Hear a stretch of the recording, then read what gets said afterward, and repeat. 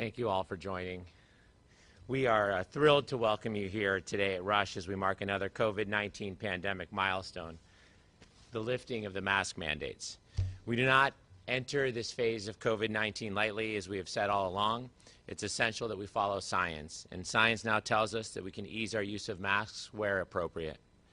I want to thank Governor Pritzker and a special thanks to Dr. Ngozi Ezike for your leadership throughout the pandemic. These have been and continue to be extraordinary and unprecedented times, requiring real leadership to display enduring strength.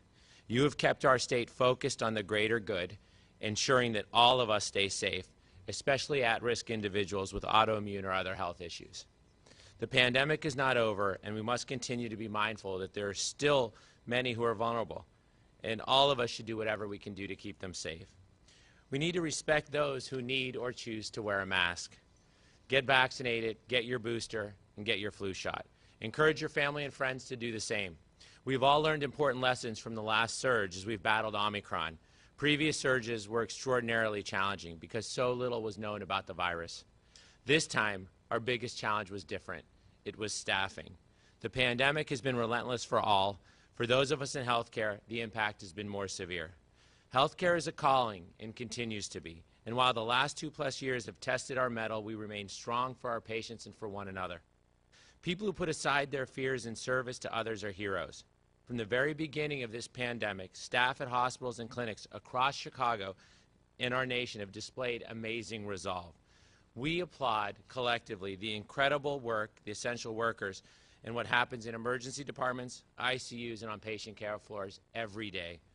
We also know that our heroes occupy positions across all hospitals and clinics. From the phlebotomist drawing blood to the staff greeting patients or even cleaning a room. Each set aside personal concerns to assure our patients receive the care that they need. They work in surgical suites and care for non-COVID patients who need life-saving procedures. They prepare the medications patients need. They ensure that the latest tools and technology are delivered with undeniable quality and safety. They speed the recovery process with meals that foster healing, and they are truly everywhere in healthcare.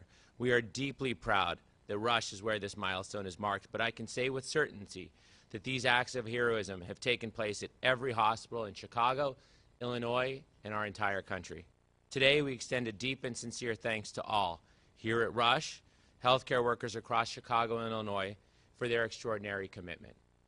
Now it is my great honor to introduce Illinois Governor, the Honorable J.B. Pritzker.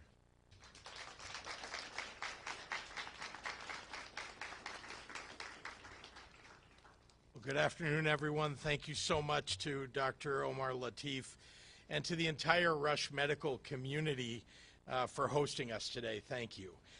We are now on day 2 of the mask requirement being lifted across the state of Illinois. And it comes as we mark a significant milestone in our journey with this virus. More than 8 million people in Illinois are fully vaccinated. Each day we average another 16,000 more COVID-19 vaccinations, including about 4,600 people who are getting vaccinated for the first time each day. Throughout this pandemic, we've taken action to save lives while keeping our economy open. And I'm proud that Illinoisans have done the hard work that has made our state a leader here in the Midwest. Today, our hospitals are returning to more normal patient admissions and are better able to attend to their patients, including those with COVID-19, but also those who have suffered heart attacks, are recovering from car accidents, undergoing cancer treatment, or welcoming a new baby into the world. With the removal of mask requirements in most settings, some Illinoisans may choose to continue wearing masks out and about, even when it's not required. Others won't. And this is a moment when I want to ask everyone to treat each other with kindness and with compassion. What's right for someone else may not be what you would choose, but remember that we should all default to what will keep each other safe and healthy. Someone in your presence may be more vulnerable than you are to the worst effects of COVID. Each of our actions in the presence of a deadly disease can affect the next person. COVID has not been eradicated. Today especially, I find myself reflecting on the journey of the last 2 years. 2 years ago this week, 2 more Illinoisans had tested positive for COVID-19, for a grand total of 4 known cases at that point in the pandemic. 4. At that time, Illinois was the first state that could run our own tests for the virus. In a matter of days, given the speed the virus was making people ill, we would issue a disaster proclamation to activate an all-hands-on-deck approach to this virus. Shortly after, Illinois would become the second state in the nation to issue a stay-at-home order, an unprecedented action to address an unprecedented unknown. Remembering those early days of trepidation, foreboding, and countless unknowns, there is not one of us who could have predicted the full extent of what was to come. A global movement of solidarity and compassion, the sounds of pots and pans clanging the world over, incomparable loss, trauma, frustration, from jobs to dreams to moments, of course, of many thousands of people being affected. Even, unfortunately, a loud minority of voices who have used this emergency to naysay, to bicker, to polarize, and to divide. And through it all, we saw example after example of the unbounded depth of human kindness, from food and gifts for healthcare workers, to hunkering down for our seniors, to wearing a mask to protect strangers, to hosting a food drive or a blood drive or a tutoring group. In this most trying moment of our era, Illinois reminds me every single day of her kindness and her hope. I don't know what's next for us in this pandemic. We have all seen indicators of positive progress, but there is no metric that can predict the future. If there's going to be another concerning variant, or if we convince more of our neighbors to get vaccinated, those are things that are under our control. As for when the pandemic becomes endemic, there's no on-off switch, and such a declaration is not mine to make. I've always promised to listen to the experts, and I'm not going to stop doing that right now. Here's what I do know. Illinoisans are equipped. We live in a moment that has demanded more sacrifice than has been fair. But I have never doubted the ability of the people of this state to see it through.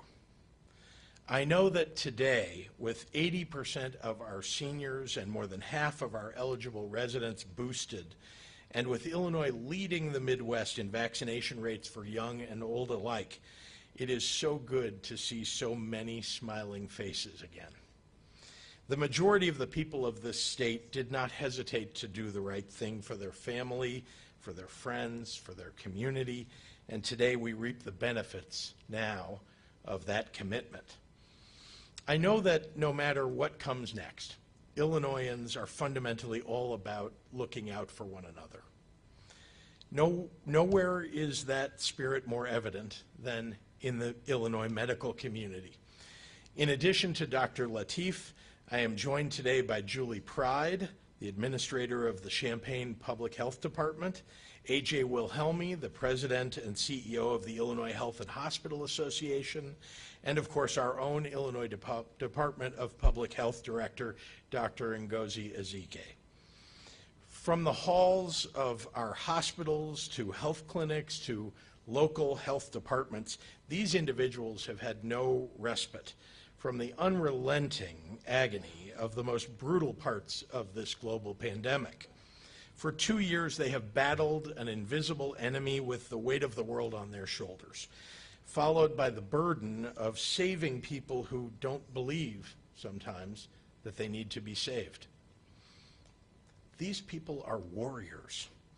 There is no other word for it. They give and they give and they give when so many have needed them. Many have done so while missing family birthdays, holidays, and milestones.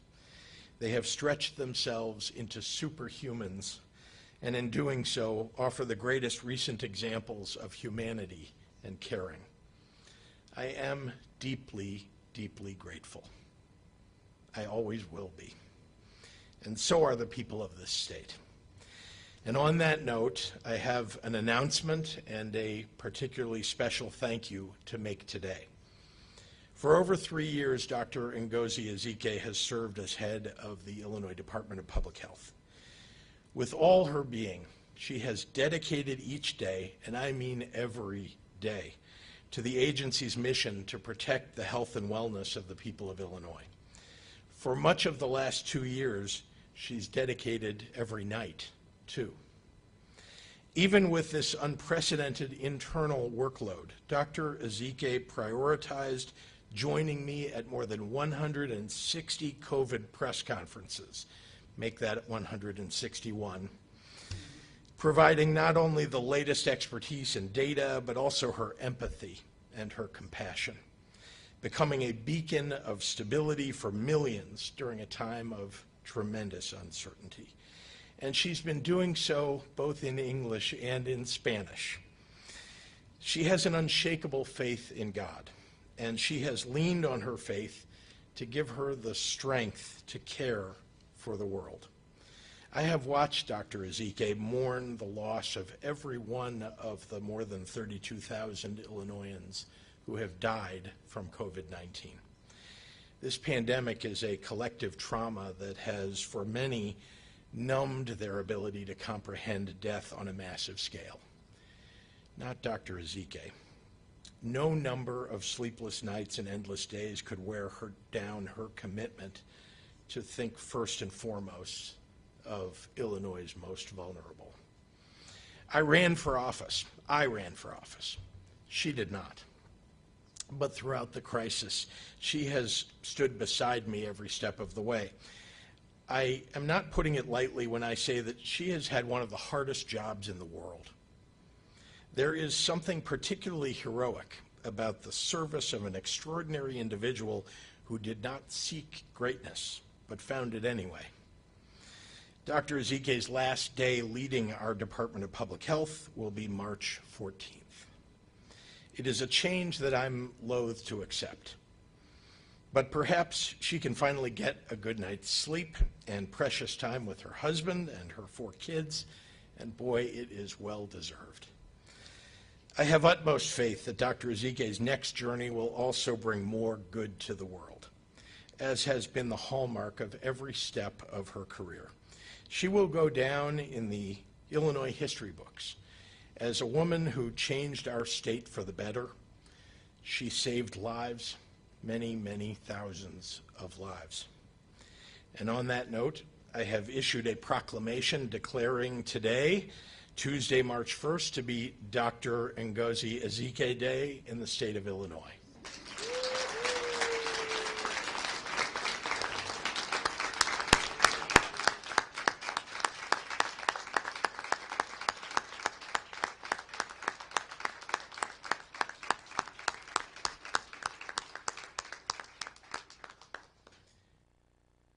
I ask all of our residents to take a moment today or any day in the future to thank her for her unprecedented public service in the face of a global COVID-19 pandemic.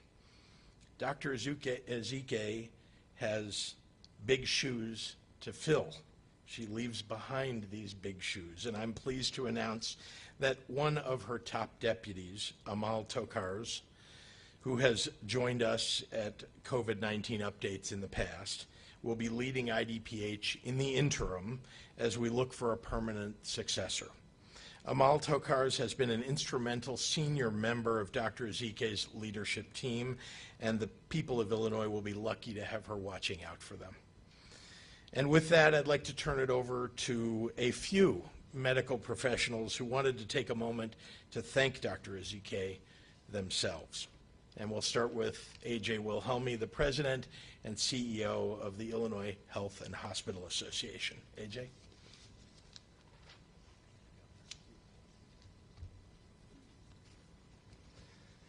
Thank you, Governor, and good afternoon, everyone. I also want to thank Dr. Omar Lateef for his hosting us today and also for his tremendous leadership throughout this pandemic. And if I could just say a few words before I recognize Dr. Ezike, Governor, I do want to let you know that we greatly appreciate your leadership. And I want to echo your remarks and offer a heartfelt thank you to the hospital workers and hospital leaders who have been at the epicenter of this pandemic. Through 5 surges of the virus under the most extreme circumstances, healthcare workers provided compassionate, quality care, saving literally thousands of lives in the process.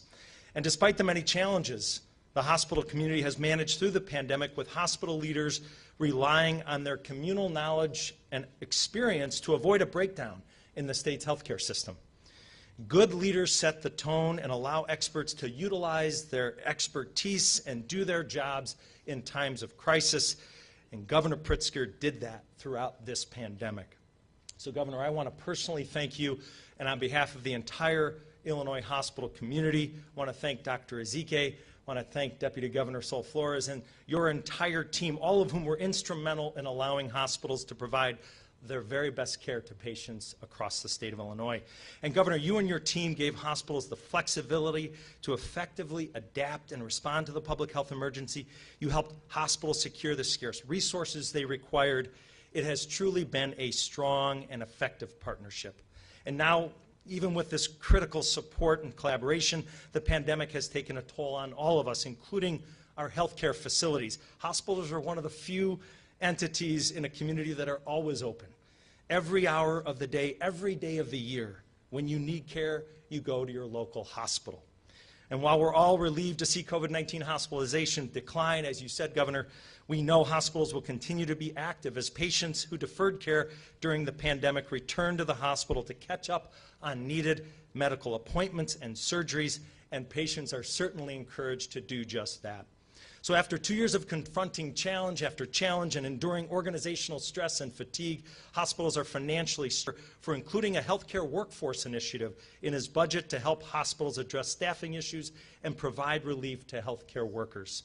Building on the cooperation demonstrated over the past 2 years, we look forward to continued collaboration in the coming weeks with the governor and his team and the legislature to begin to relieve the pressure the last 2 years have placed on the hospital community and those within that community who have given their all during this pandemic.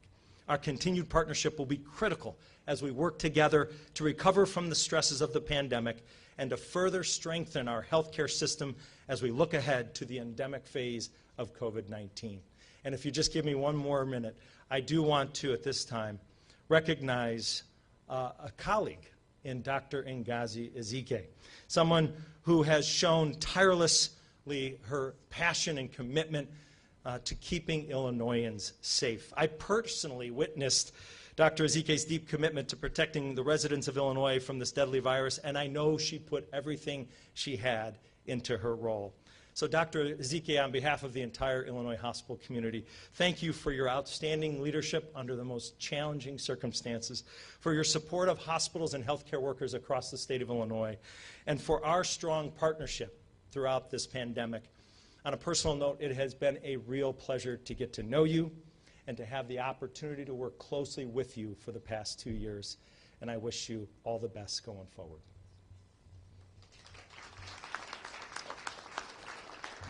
And now it is my pleasure to introduce Julie Pride.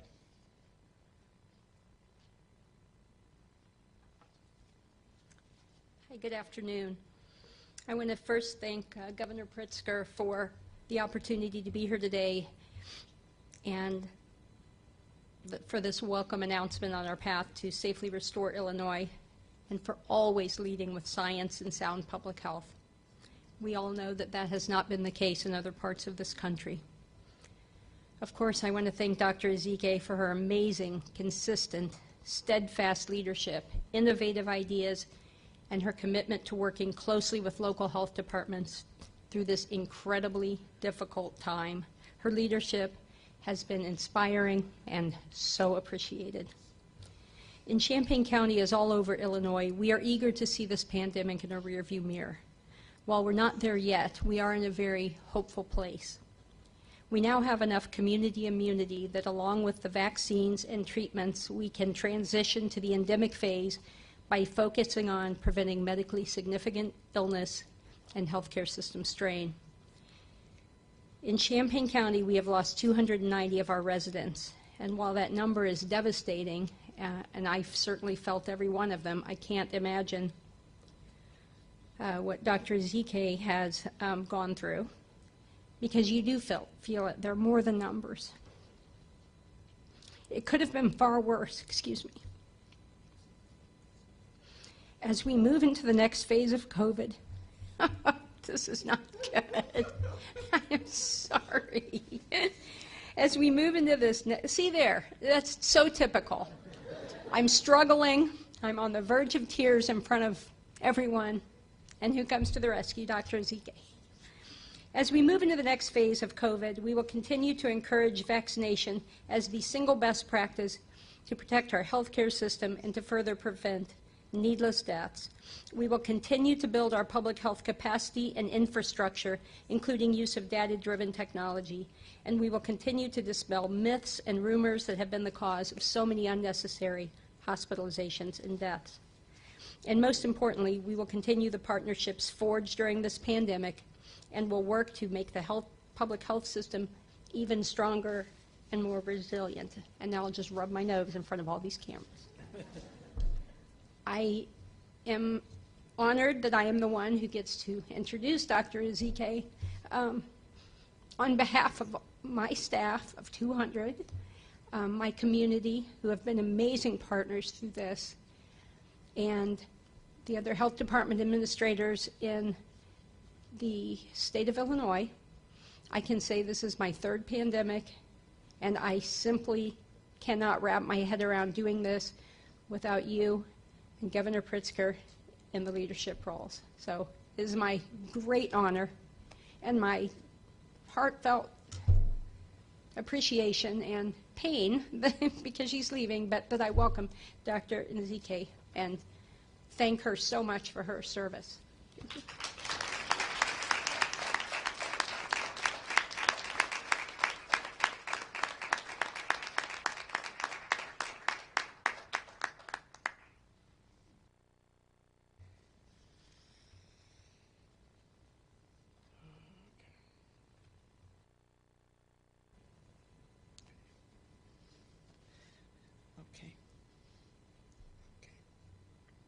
So again, as all of the speakers have mentioned, we have embarked on a new chapter in our COVID journey, and I just want to highlight that as the mask requirement has been lifted, it does not mean that it's not recommended.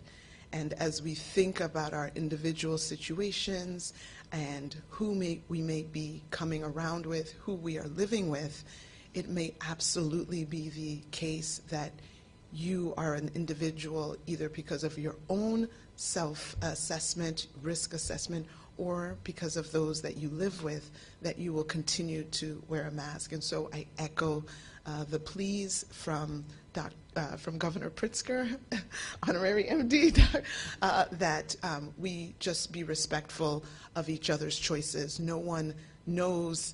You could be working side by side with someone who is undergoing chemotherapy unbeknownst to you. You could be working right by someone who goes home and takes care of a severely immunocompromised child or parent. We don't know what people are dealing with, and so let's respect each other's choices and equally respect those who have chosen not to wear a mask for whatever their situation is as well. It has been just an honor to be able to share these updates, share information, help create policy.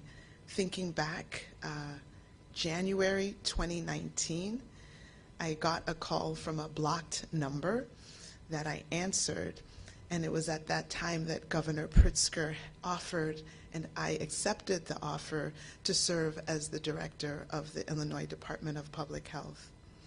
Looking back at notes and journal entries that I had created at that time, I have several quotes that I that I just jotted down that were from that time.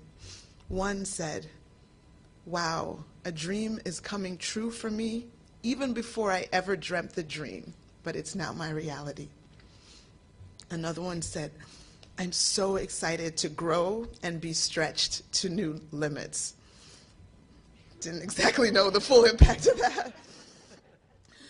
Another said, "I just look forward to doing wonderful things for the residents of Illinois. I'm so ready for this work." Again, this was January 2019. I did not know fully what I was getting into, but I had ideals that I believed in that would be my guiding light, my North Star. One is that believing that everyone deserves the opportunity to achieve their best health. A second is that intentionality is required to address long-forsaken needs of selected populations. That's now referred to succinctly as equity. And third, that to best care for a diverse population like we are so blessed to have in Illinois, you need a team that reflects that diversity to create the most robust and inclusive solutions. I cannot say enough to Governor Pritzker for the honor and the privilege that you afforded me. This incredible opportunity has been the pinnacle of my career thus far. And I can't see my words. Okay. Right back at you. Okay. It has been an incredible opportunity to work with the governor's office team, all the state agencies, including a special shout out to the HHS portfolio led by Deputy Governor Sol Flores and First Assistant Lizzie Whitehorn. It has been the honor of a lifetime to lead #Team IDPH. IDPH consists of a team of unsung heroes that by nature and definition works behind the scenes, who's committed to public health, and that commitment gave me strength every day.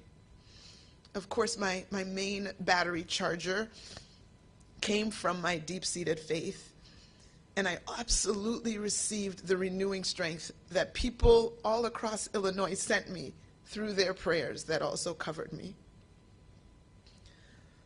All of the people and all of their stories I will carry always in my heart.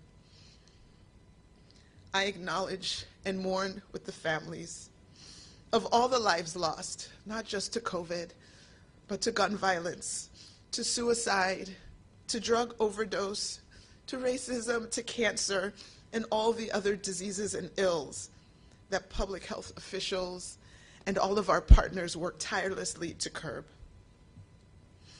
Being a half-full kind of gal, I am focusing in on all the positive actions of so many private citizens and all the stakeholders who have helped get us through these tough times. Too many partners for me to name without knowing that I will forget someone critical, but we saw clearly that there is no community without unity. It's right there at the end of the word. For so many of you, you took actions to support others. You wanted to support people that were less fortunate than you. And I salute you for being able to be selfless and to maybe even inconvenience yourself by a little bit to help support the health of others. Your selflessness supports our society. Again, it's just been my tremendous pleasure to serve the people of Illinois. I am so blessed to have been able to bring some measure of comfort to Illinoisans, to quiet some of the chaos and infuse some calm. I'm glad that I served as a role model to young girls, girls of color, little black girls, that they can be leaders in any field. And I'm proud to show our young boys as well, the future men of our society, examples of women in leadership. I'm proud to exemplify that empathy and strength can exist in the same body and in the same breath. Lastly,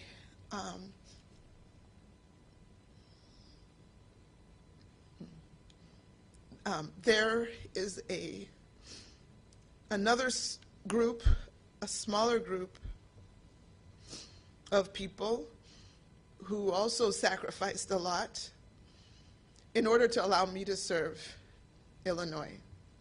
I'm sorry. Okay. Just a second. Okay.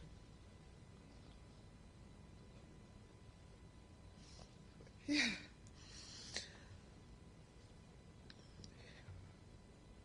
Another group sacrificed a lot in order to allow me to serve. And it's time that I try to make amends for their sacrifices. I want to thank my family. I know my husband's here, and my daughter, my first daughter, is here, and my extended family and my mother for tolerating the absences, the last-minute changes in plans, the endless multitasking, and the ever-present cell phones. You have stood by and you have supported me, and you have not complained, and you have made dinners, and you've done all the pickups and the drop-offs. But now it's time for me to make you my priority and give back a portion of the attention and the encouragement and the support that you lavished on me. Thank you for your tolerance and your patience. I love you more than any words could ever express. So after 1,125 days in this incredible role, I think about some of the sentiments that I expressed even before I joined the role, and they still ring true.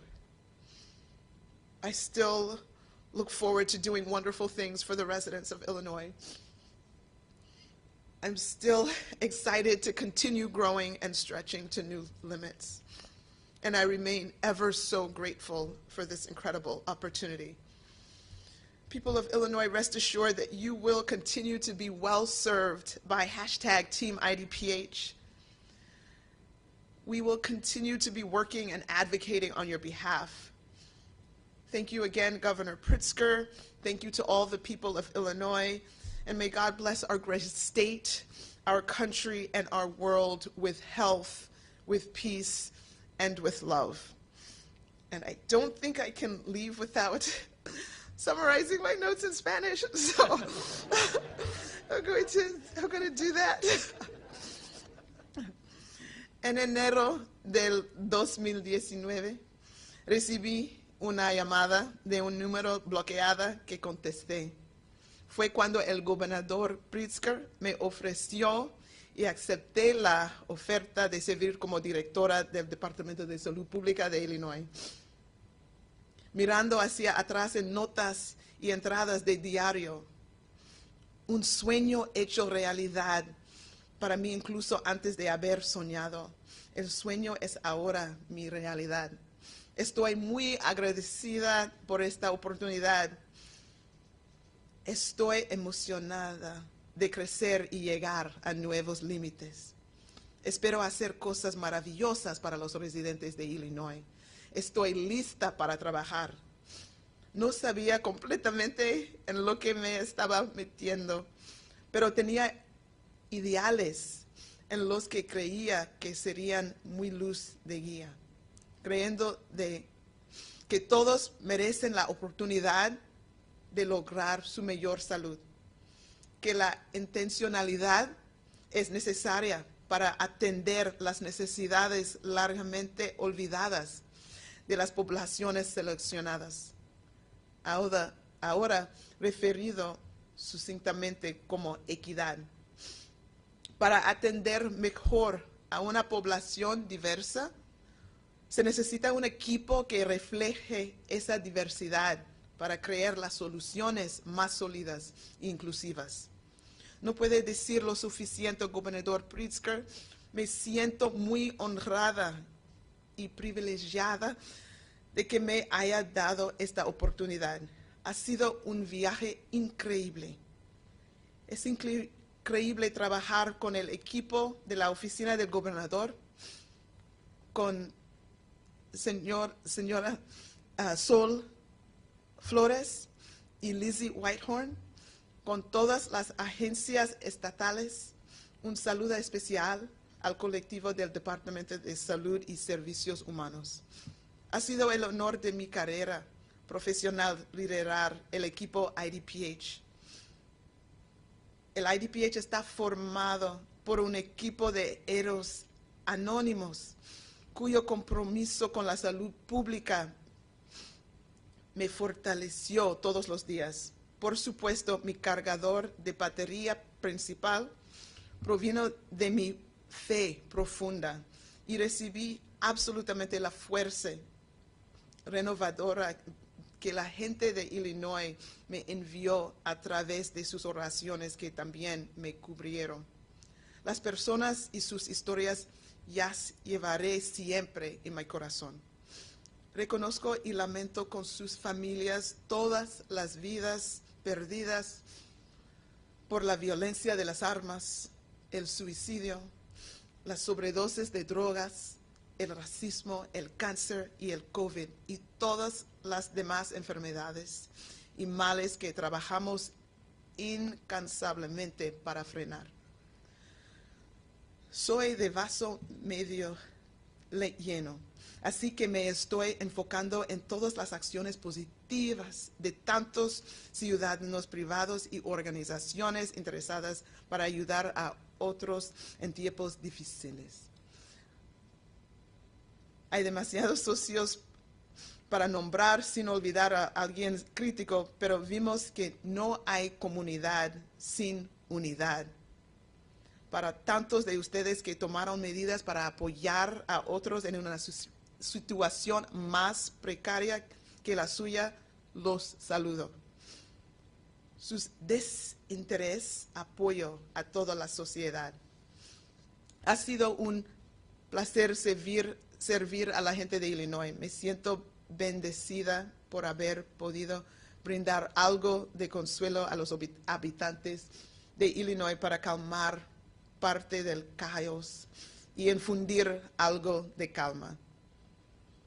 Me alegro de haber servido de modelo a las jóvenes, incluidas las de color, de que pueden ser líderes en cualquier área. Estoy orgullosa de mostrarles a nuestros jóvenes, a los futuros hombres, otro ejemplo de mujeres en el liderazgo. Estoy orgulloso de ser un ejemplo de empatía y fuerza en el mismo cuerpo y aliento. Por último, hay un grupo pequeño, pero muy importante,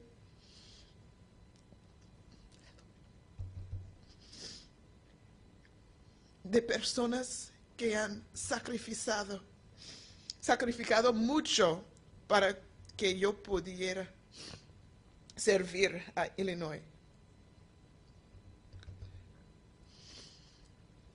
Y ya es hora de que intente compensar sus sacrificios. Gracias a mi familia, mi esposa es aquí.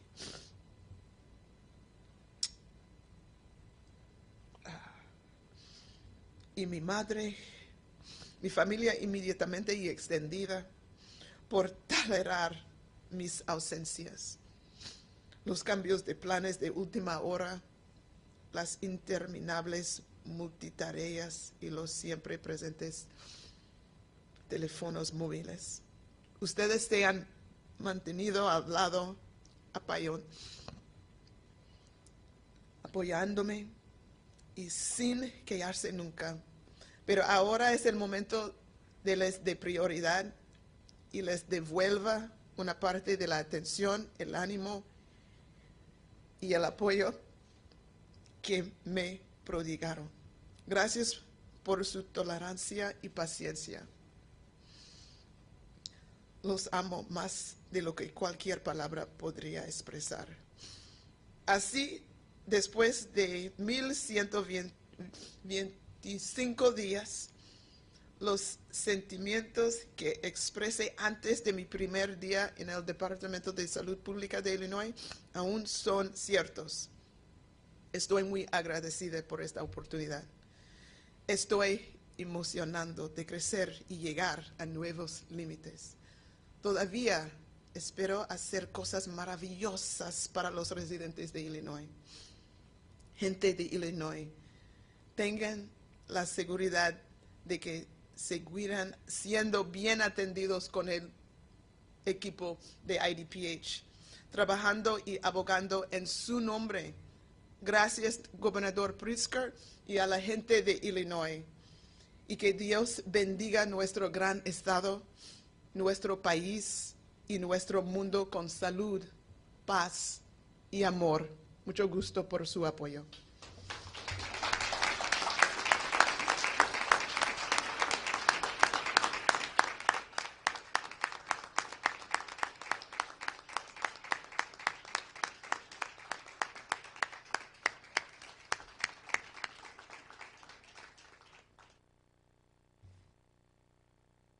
As hard as I think this will be, I'm happy to take any questions from members of the media.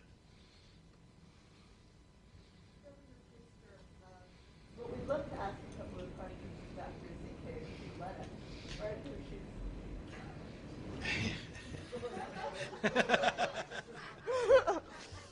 All right, what you got? One, in your role as still as IDPH director. First of all, congratulations on finally being able to get some sleep and some family time.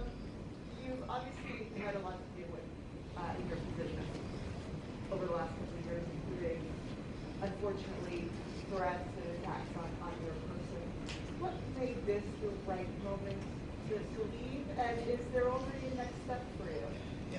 No, I think there's a lull in COVID cases and hospitalizations. That's a great thing. I'm hoping that with all the vaccinations and the therapeutics that are available, that we will have, a quiet spring. Spring and the summer have typically been stable times. So this is my chance. So we are looking forward to hopefully a lull where we will keep things stable. We don't know what the future holds, but I think if there was going to be a more stable time where we could make this difficult transition, I hope that that's now. I have no announcements at all in terms of what the next steps are. The next steps are to finish out these next couple of weeks and try to effect a seamless transition, to be able to step away from the role, try to reconnect with self and family, and just catch a breather. And one question just on, obviously, still on COVID, with the changing guidance in terms of dropping mask mandates for early childhood settings. One question that I got from a colleague was, why is it okay for children under 5 to remove their masks if they're not yet eligible to be vaccinated? Yeah, no, that's a very fair question. I think if we look, and we need to remember this, when we look at who has been hospitalized, let's just take the last 4 weeks. 60% of the people that filled the hospital beds were people 50 and over who were not vaccinated. I mean, the facts are what they are. And if you look at the next group in terms of who also were filling hospitals, they were either people with significant comorbid conditions, immunocompromised, or people who did the right thing, got boosted, been fully vaccinated, boosted, but just by virtue of their age, we know that there's something called immunosenescence, where your immune system is not the same if you're 70 or 80 as it is when you're 20. We know that our younger people have fared well with this disease compared to some other disease. They've done better with this than they have with the flu or RSV. And we know, and there's even a study that just came out by the CDC now looking at how much protection you can give your unvaccinated child just by the people in that household being protected. So when you put all of that together and you recognize where we are in terms of the amount of disease, and it really has come down. Let's remember that the community guidelines, the community level guidelines that are put in place, they're not a forever status. Things could change. So what we're seeing today is how we are recommending actions and people to take certain actions or not. But unfortunately, there have been too many curveballs. We don't know what next week, next month, in the 3 months, and so we can maybe enjoy this period now. Hopefully, that is something that will continue, but we will continue to follow any potential surges, through wastewater, through patterns of testing, to figure out if there needs to be a change that will be recommended. So again, I'm so grateful to be in a state where people have really tried to follow the data and the science, and so there's not been a departure from that, and we will continue to try to make the best decisions. But remembering that if you do have a child who might be immunocompromised, that's a different situation. And so people need to remember that. I've been using this example. Let me just take the liberty. If you were in a classroom and there was a kid who had a peanut allergy and they could die if they were exposed to peanuts, I think I've seen it happen. I've even seen it happen on the planes, where they will tell everybody on the plane or everybody in the classroom, no peanuts in this classroom. And even if, kid over here is like, but my favorite lunchtime sandwich is peanut butter and jelly, we would expect that person to forego their favorite sandwich to protect the life of their classmate. And so we still have to be in that mode where if there's a specific circumstance where you can help a small bit by doing something really, I think, as simple as wearing a mask, and that might help decrease somebody's chance of getting ill, I hope that's something that we can collectively still do for our fellow humans. Last but not least, speaking of curveballs, what would you want to tell to parents who are now a little bit worried when they hear the news that the vaccine isn't as effective on 5 to 11-year-olds when it comes to prevention? Yeah, let's parse this out. So what it said is that it doesn't protect as well against getting infected.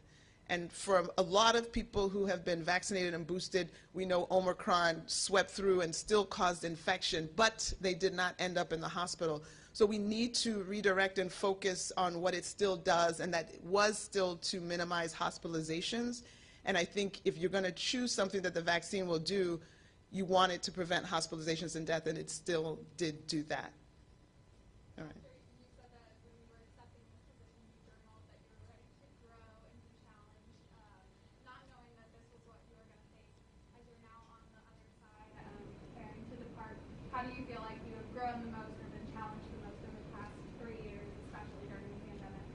No, I have grown as a leader. I keep telling people, I was just speaking at my local high school at the Model UN conference, and I was talking to about 600 high schoolers on Saturday morning, and I was telling them that leadership is not a destination.